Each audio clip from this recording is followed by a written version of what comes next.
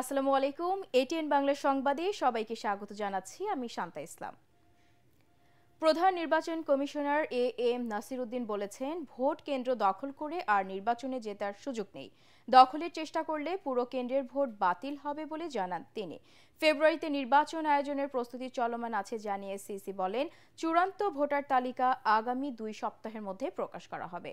রাজশাহী আঞ্চলিক লোক প্রশাসন প্রশিক্ষণ কেন্দ্রে এই অঞ্চলের নির্বাচন কর্মকর্তাদের সাথে ত্রয়োদশ জাতীয় সংসদ নির্বাচন বিষয়ে মতবিনিময় সভার আগে তিনি এসব কথা বলেন।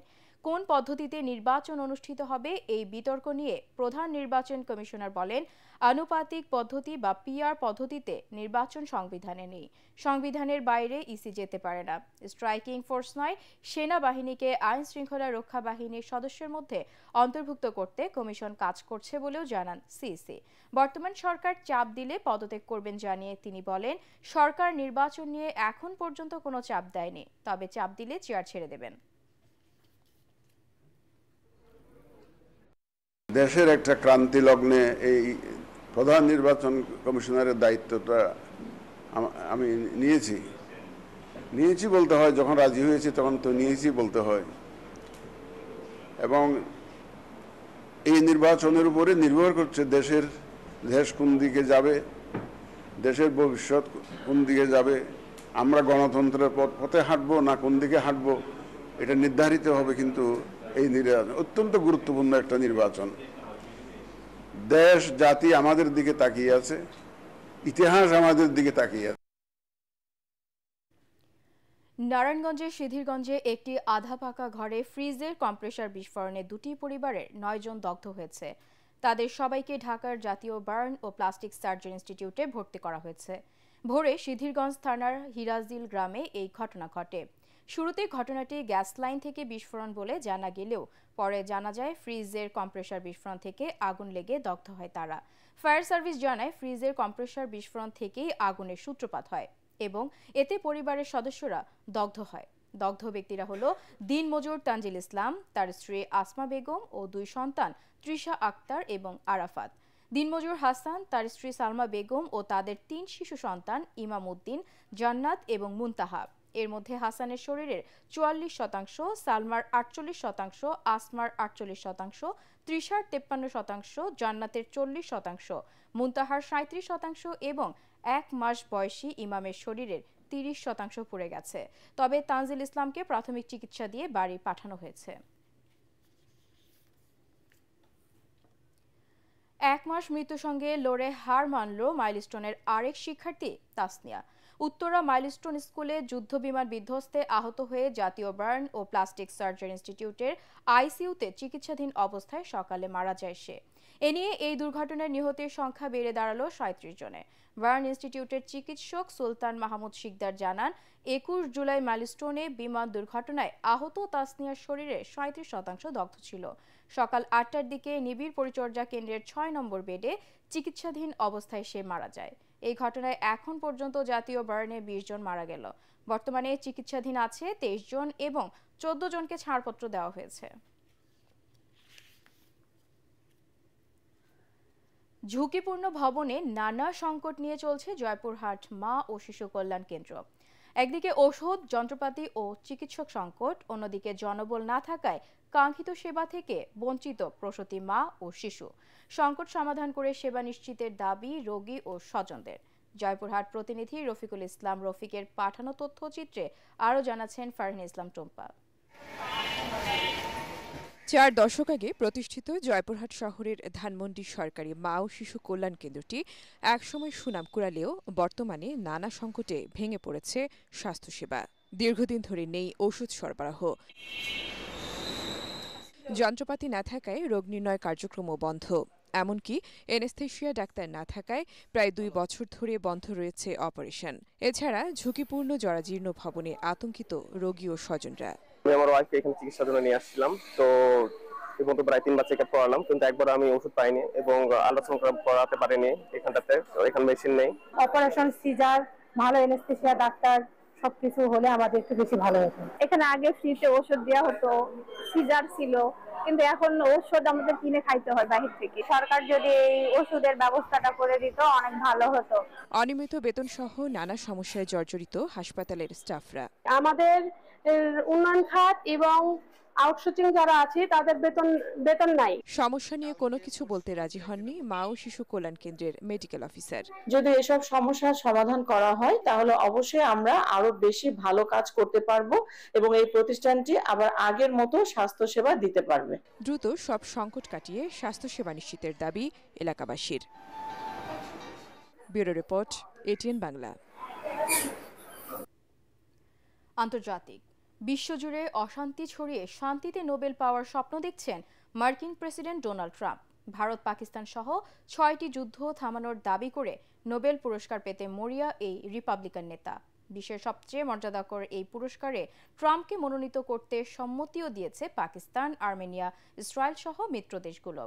তবে গাজা ইসরায়েলি গণহত্যার পৃষ্ঠপোষকতা, ফিলিস্তিনিদের মানবাধিকার লঙ্ঘনের বিরুদ্ধে নির্লিপ্ততা, ইয়েমেন ও ইরানে সংঘাত বাঁধিয়ে রাখার দায় ট্রাম্পের ঘাড়েই বর্তায়।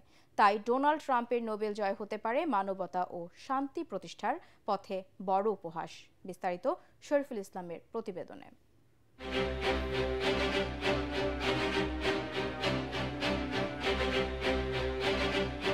বর্তমান বিশ্ব রাজনীতিতে রহস্যময় এক নেতা ৭৯ বছর বয়সী ডোনাল্ড ট্রাম্প।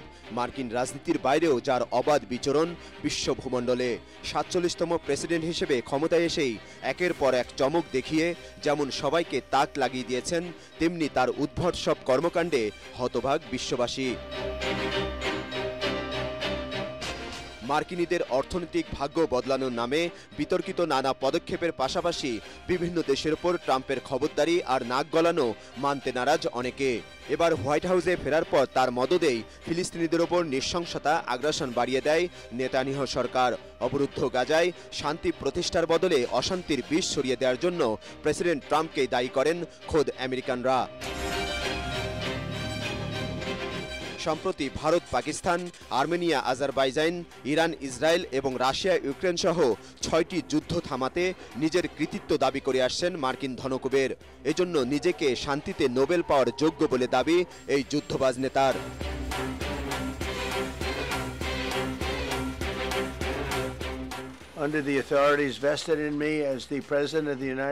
ওবামা কিছু না করেই প্রেসিডেন্ট হওয়ার 8 মাসের মধ্যেই নোবেল পেয়েছেন, কিন্তু আমি ক্ষমতায় এসে ভারত, পাকিস্তান সহ বিশ্বের 6টি যুদ্ধ বন্ধ করেছি।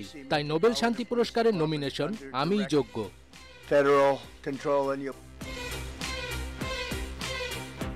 এবছর নোবেল শান্তি পুরস্কার দিতে ট্রাম্পের পক্ষে সাফাই গাইছে পাকিস্তান, ইসরায়েল, আর্মেনিয়া সহ বিভিন্ন দেশ। নরওয়ের নোবেল কমিটিতে তদবিরও করেছে তারা। আমি মনে করি প্রেসিডেন্ট ট্রাম্প নোবেল শান্তি পুরস্কার পাওয়ার যোগ্য। এজন্য আমরা তাকে মনোনয়ন দিচ্ছি। এটা অবশ্যই একটা বিরাট সম্মানের বিষয় হবে। আমি রাশিয়া, ইউক্রেনের অনেক মানুষের জীবন বাঁচাতে সাহায্য করেছি। আমি যদি না আসতাম এটা বিশ্বযুদ্ধ হতে পারত, কিন্তু আমি এটা বন্ধ করে দিয়েছি। কিন্তু পারমাণবিক শক্তিধর, মানবতার প্রতি দরদহীন এবং হঠকারী একজন ব্যক্তি নোবেল শান্তি পুরস্কার পাবেন তা নিয়ে বিস্ময়ের জন্ম দিয়েছে জনমনে। ক্ষমতায় আসার পর থেকেই ফিলিস্তিন, ইয়েমেন সহ মধ্যপ্রাচ্য জুড়ে অস্থিরতার জন্য ট্রাম্পকে দায়ী করে আসছে বিশ্ব। সবশেষ বিভিন্ন দেশের ওপর উচ্চহারে শুল্ক আরোপ করে বাণিজ্য যুদ্ধ বাঁধিয়েছেন ম্যানহাটনের এই আবাসন ব্যবসায়ী। এতে টালমাটাল বিশ্ব বাণিজ্য।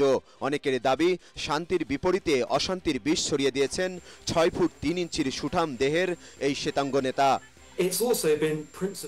ট্রাম্প শুধু একজন বিতর্কিত রাজনীতিবিদ নন, যার শাসনামলে যুক্তরাষ্ট্র মধ্যপ্রাচ্যে আগুনে ঘি ঢেলেছে। সংঘাত উস্কে দেয়া একজন নেতা কখনোই নোবেল শান্তির জন্য মনোনীত হতে পারেন না। তবে 4 স্ত্রী ও 5 সন্তানের জনক ট্রাম্পের নোবেল পুরস্কার পাওয়ার আকাঙ্ক্ষা এবং তার দাবি নিয়ে বিশ্বব্যাপী চলছে তুমুল বিতর্ক। তাই সবার নজর এখন নোবেল কমিটির সিদ্ধান্ত এবং ট্রাম্পের পরবর্তী পদক্ষেপের দিকে। শরীফুল ইসলাম, এটিএন বাংলা। চলমান যুদ্ধ বন্ধে ইউক্রেনের পুরো ডনবাস অঞ্চল রাশিয়ার হাতে তুলে দেওয়া সহ 3টি শর্ত দিয়েছেন রুশ প্রেসিডেন্ট ভ্লাদিমির পুতিন। দ্বিতীয় শর্ত হলো পশ্চিমা সামরিক জোট ন্যাটোতে যোগ দিতে পারবে না ইউক্রেন।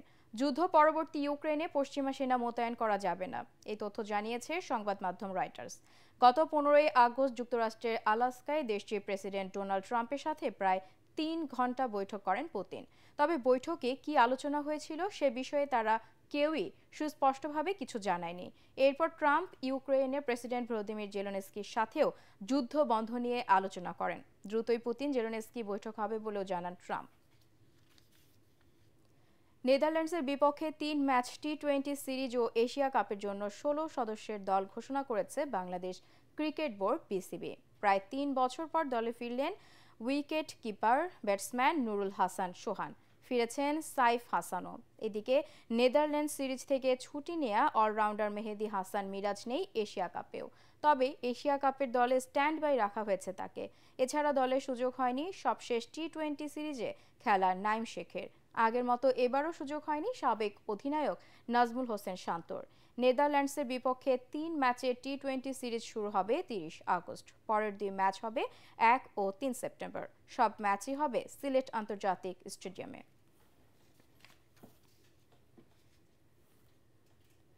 পরবর্তী সংবাদ দেখার আমন্ত্রণ জানিয়ে এখনকার মতো শেষ করছি। এটিএন বাংলা সংবাদ ইউটিউবে দেখতে ব্রাউজ করুন youtube/ATN Bangla News। ধন্যবাদ।